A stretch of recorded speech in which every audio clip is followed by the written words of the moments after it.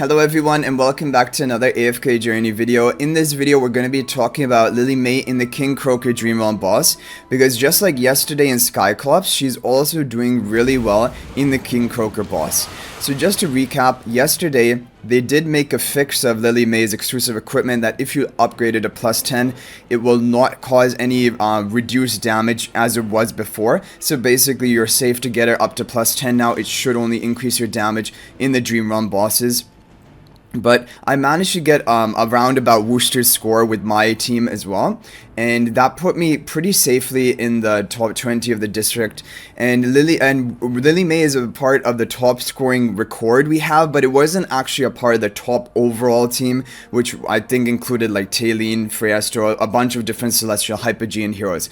However, just with Lily May alone, you can try to compete for higher ranks than you normally would be able to, and the best example of that is actually today, because King Croaker is a boss which in the past couple of times he's come around, I haven't managed to finish in the top 20 of the district.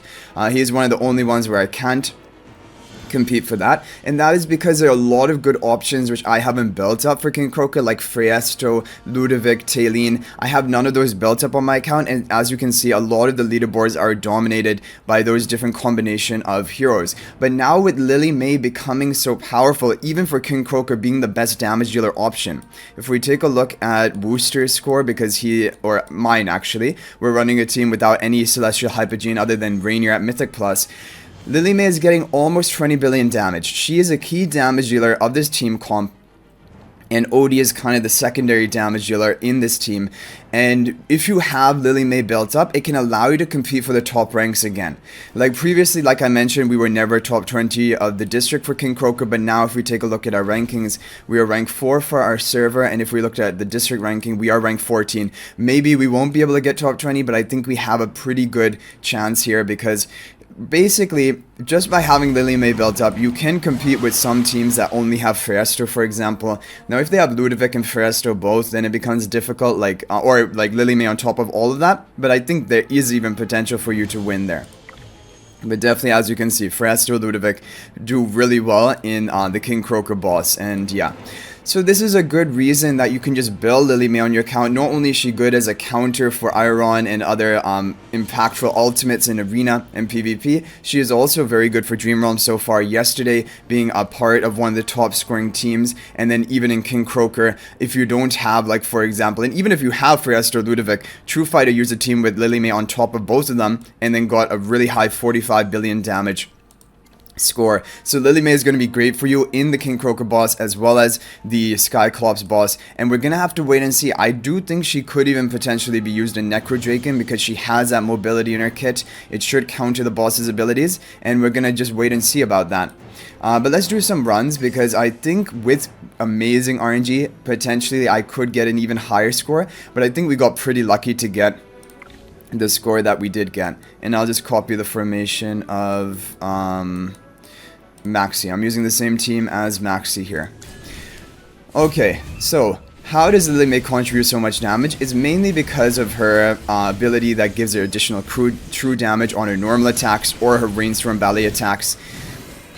And also over the course of the fight, she's getting the growth stacks to increase her attack percent, and now it is fixed, or even at plus 10 exclusive equipment, she's going to be getting full attack from those stacks.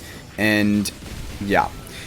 So as you can tell, Thorin needs to be here in any King Croaker team. It's either Thorin or Freestro. Like if you have Freestro, especially at his plus 15 exclusive equipment, is when he's the best for the King Croaker. But I think even in that team, they do run Thorin as well. We can take a look at the rankings, but Thorin is really good for that multiple revives to take the insta-kill from the boss, and then Smokey for that attack buff and the healing and haste buff. As you can see, pretty safe 40.8 billion damage. With RNG, we could maybe get it even higher there. And I just want to take a brief look at some of the different charms people have gone for. So True Fighter went for 2 arcane charms and one of the critical rate charms, crit and attack I believe it was. And I think arcane charms are the best, because you get that skill power, and that skill power is going to empower your Rainstorm Ballet, like the base damage on the Rainstorm Ballet. And really importantly, it is going to empower your true damage but by improving Stroller's Flight damage with your skill power. So that's why I think Arcane is really good. It also gives you attack for a little bit more damage from all of your abilities. And if we take a look at the rank 1, it is Worcester right now.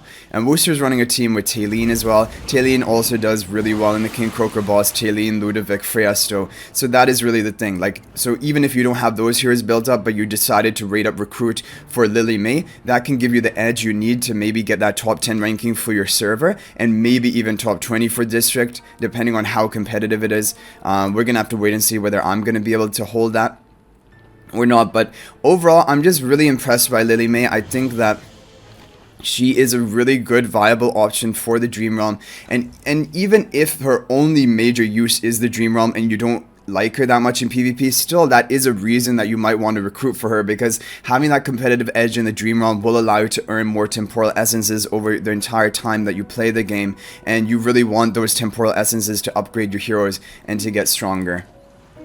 It's really all of this additional true damage, I think, which is causing her to become now the top dealing damage dealer in Dream Realm, even out damaging Marilee in the teams with Marilee. And I didn't expect that to happen, but yeah, she's pretty insane. And honestly, the thing is, I can imagine in future seasons, if she gets an even better seasonal skill, she'll be even greater than she is right now, because the problem is, her seasonal skill is not too great. Every 3 normal attacks, you deal an extra, basically 1 hit of 175% attack damage.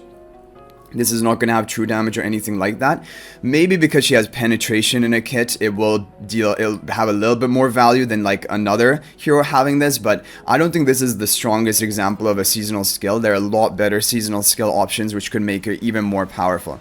So let me know what you guys think about Lily May and if you're using her in your Dream Realm teams. But yeah, and if you haven't decided to rate a recruit for Lily May, then that's also a smart decision. Just wait and see how she does in the other Dream Realm bosses, but I can safely say for both Cyclops and today's King Croaker boss, she is going to improve the damage of your team.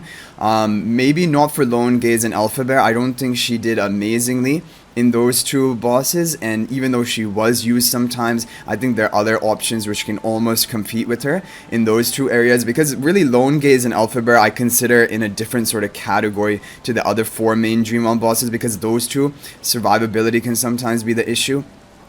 And then even if you can survive throughout the entire fight and out damage other heroes, you need like kind of a supportive team to protect your entire team and not let anyone die, and then you don't have maybe room for Lily May, or like OD is better or something. And also guys, we do have a Discord server where we post kind of AFK journey tips, and people share their different formations and comms for Arena, Labyrinth, and Honor Duel, and you can join that Discord server. I have it linked in the description of all of my videos from now on, so if at any time you would like to join that, you can click that link, and you can also share your own advice and your formations in that Discord server. But anyway guys, I will hopefully see you guys in the next video. Thank you for watching, and until then everyone, peace out for now.